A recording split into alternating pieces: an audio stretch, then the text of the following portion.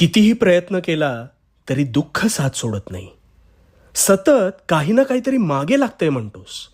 आता ह्यावर उपाय शांतपणे ऐक.